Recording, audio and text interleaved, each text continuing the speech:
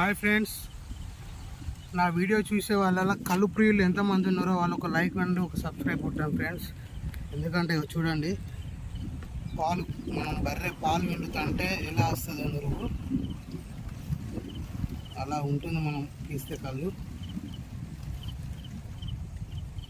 ఇలా ఉండాలంటే మనం రోజు అన్నం తిన్న తర్వాత పళ్ళెం ఎలా కట్టుకుంటామో మళ్ళీ తినడానికి మన కళ్ళు లుట్లను కూడా అలాగనే నీట్గా ఉంచుకోవాలి. తాడు పైన మడ్డి ఎటుపక్క ఎండిపోయింది, ఎటుపక్క నీట్గా ఉన్నది చూసుకుంటూ తీసేసుకుంటూ క్లియర్గా ఉంచితే అప్పుడు కళ్ళు కూడా ఇలా నీట్గా వస్తుంది. తాగే జనాలకు కూడా మధురం అనిపిస్తుంది. తాగిన వాళ్ళకు డబ్బులు పెట్టి తాగిన ఫీలింగ్ ఉంటుంది. అది తాగినందుకు వాళ్ళకు సాటిస్ఫాక్షన్ అనేది 100% ఉంటుంది. కాబట్టి మన గౌడన్నలు ఎప్పుడు ఈ వర్షాకాలం లొట్లను నీట్గా ఉంచండి. మసిపోయిన బారి నుండి తప్పియండి. మసిపోయిన ఇవాళ దుడతాం రేపు దుడతాం అనే లోపే స్ప్రెడ్ అయిపోతుంది. దానివల్ల కస్టమర్లు మనతో నేను చెప్పలేకపోయినా వాళ్ళ ఇన్నర్ ఫీలింగ్ ఏమనుకుంటా అంటే, అమ్మ వీడు ఏం కళ్ళు పోసిండ్రని కళ్ళు అంతా గిట్లున్నాయిందిరా అని అనుకుంటా పోతారు. కొంతమంది కస్టమర్లు వాళ్ళ గౌడుని ఏం నొప్పియరు. ఎందుకంటే వాళ్ళు ఎప్పుడు మంచిగా పోసి ఏదో ఒక టైం అట్లా చిన్న మిస్టేక్ జరిగితే ఏదో వాతావరణం ప్రాబ్లం అనుకుంటారు.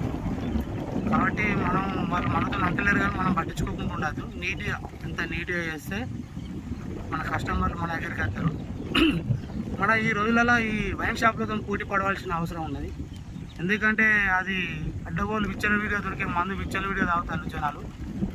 దాని నుండి మన దిక్కు రావాలంటే మనం చాలా కృషితోని కస్టమర్ సాటిస్ఫాక్షన్ అయ్యే కళ్ళు పోసి కస్టమర్ను కాపాడుకోవడం మన గొప్పతనం.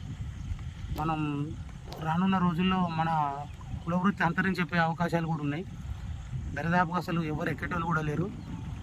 కాబట్టి దీన్ని యువత కూడా ముందుకు రావాలంటే దీంట్లో కొత్త జనాలు తాగడం పెరిగిందంటే ఆటోమేటిక్గా ఒక యువత కూడా మన దానికి వచ్చి పని చేసుకుని ఒక జీతం లెక్క మనం కూడా సంపాదించవచ్చు ఇందులో అనే ఫీలింగ్ వచ్చినప్పుడు యువత కూడా ఇటు మళ్ళుతుంది. ప్రతి ఒక్కడు గవర్నమెంట్ జాబ్ కావాలంటే గవర్నమెంట్ వాళ్ళ దగ్గర జాబ్లు ఏమి ఉండవు. కొంత మనం కూడా మనకు వీలైన పనులు మనం చేసుకుంటూ మన కులవృత్తిలో కూడా మనం ఆ శాలరీ సంపాదించుకోవచ్చు. కాబట్టి ఖచ్చితంగా తాళ్ళను కాపాడుకుందాం, మన వృత్తిని కాపాడుకుందాం. జై గౌడన్న, జై జై గౌడ.